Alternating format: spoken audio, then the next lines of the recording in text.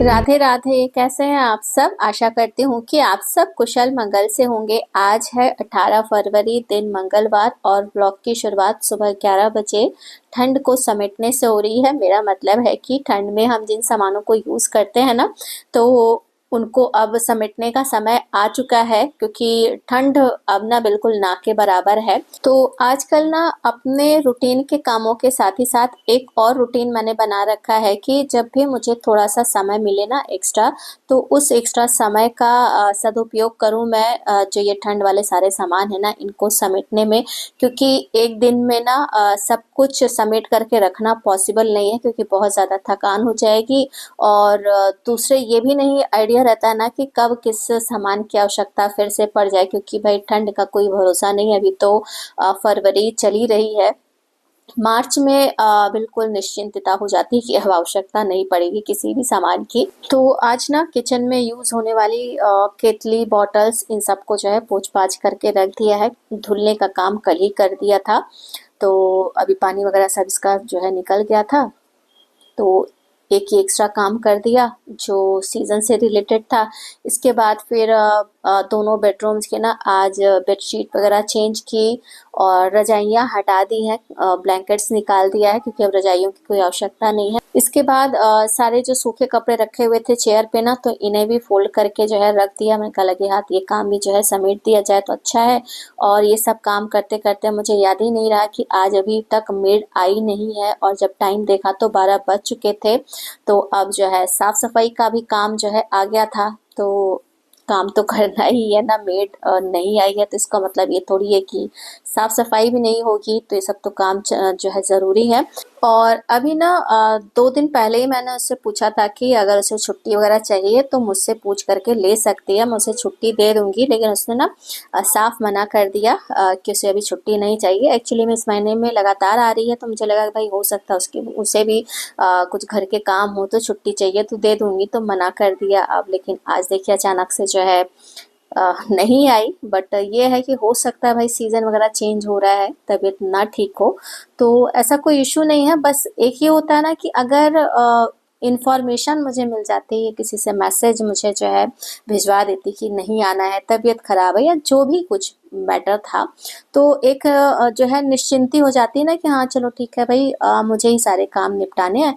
तो सारे काम ना समय से हो जाते हैं। लेकिन अब क्या है ना, बिल्कुल जो टाइम है ना, जो टाइम शेड्यूल है, रूटीन है, वो बिल्कुल बिगड़ गया है। क्योंकि इस समय जब झाड़ू लगा करके कूड़ा हटा रही हूँ ना, इस समय 1 बज चुके हैं, केवल झाड़ू लगाते लगाते ही पूरे घर में। और अभी कम से कम आधा घंटा, कितना भी जल्दी करूँगी तो पोछा लगाने में लगेगा।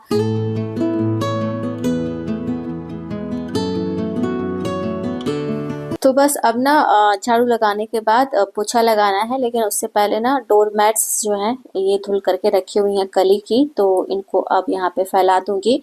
तो इन्हें धुलने का काम मेड ने ही किया था। और डोर मैट्स ना धुलने के बाद इससे मैं तुरंत जो है यहाँ बाउंड्री वॉल पे ना खुद फैलाती हूँ, और ना मेड को फैलाने देती हूँ। क्योंकि जब इसको तुरंत धुलते हैं ना तो इसमें से बहुत सारा पानी निकलता रहता है। तो यहाँ पे फैलाने का काम मैं तभी करती हूँ जब इसमें से पानी निकलना बिल्कुल बंद हो जाता है। इसके लिए चाहे मुझे जो है इसे 24 घंटे अंदर ही रखना पड़े।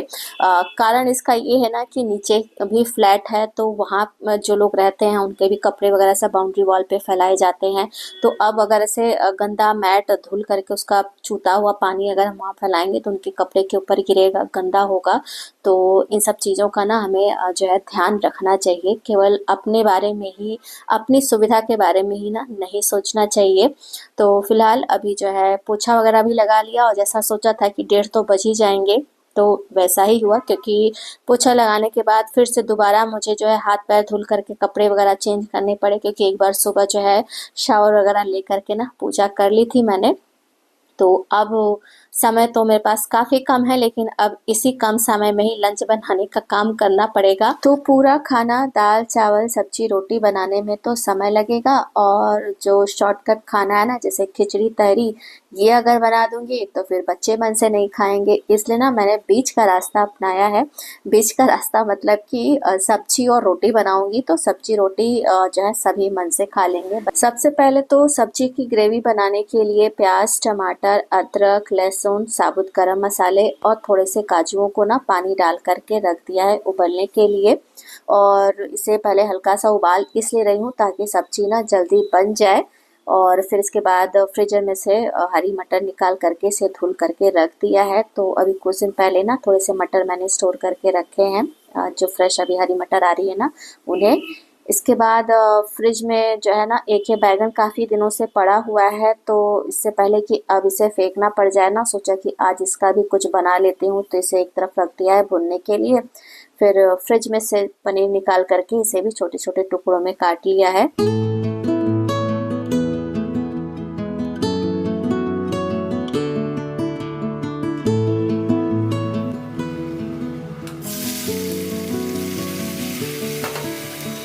और केवल खाना ही बनाना नहीं बल्कि घर के किसी भी काम को करने के लिए जब हमारे पास समय कम होता है ना, तो उस समय ये जो मल्टीटास्किंग स्किल है ना वो हमारे काफ़ी काम आती है।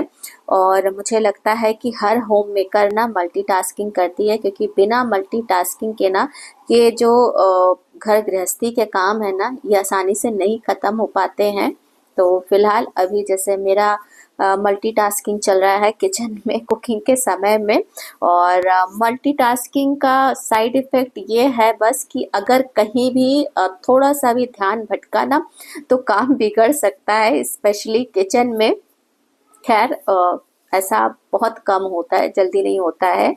तो फिलहाल पनीर जो है फ्राई कर लिया, बैगन भून किया है, साथ ही जो मसाले सारे मैंने उबाले थे ना उनको पीस लिया है, थोड़ी सी प्याज चॉप कर ली है और अब जो है सब्जी बना लूँगी।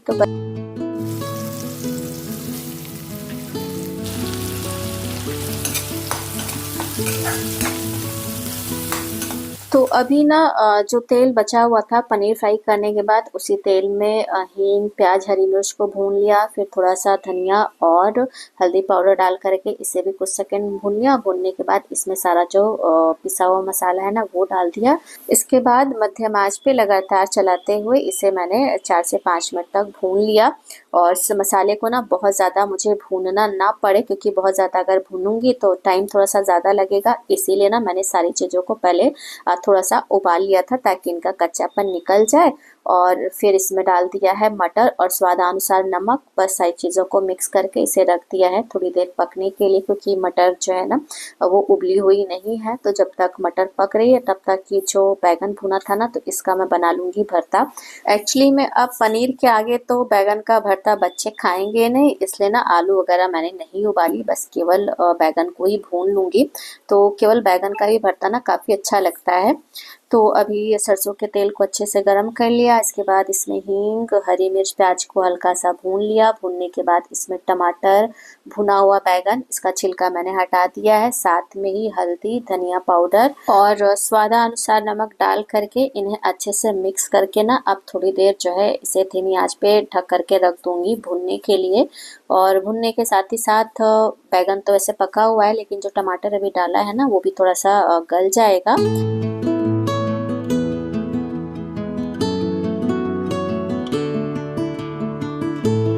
और इधर मटर भी गल गए थे, तब इसमें पानी डाल करके अच्छे से मिक्स करके थोड़ा सा इसे खौला लिया। और खौलाने के बाद लास्ट में इसमें पनीर और कश्मीरी लाल मिर्च पाउडर डाल करके इसे मैंने 5 मिनट और रख दिया पकने के लिए।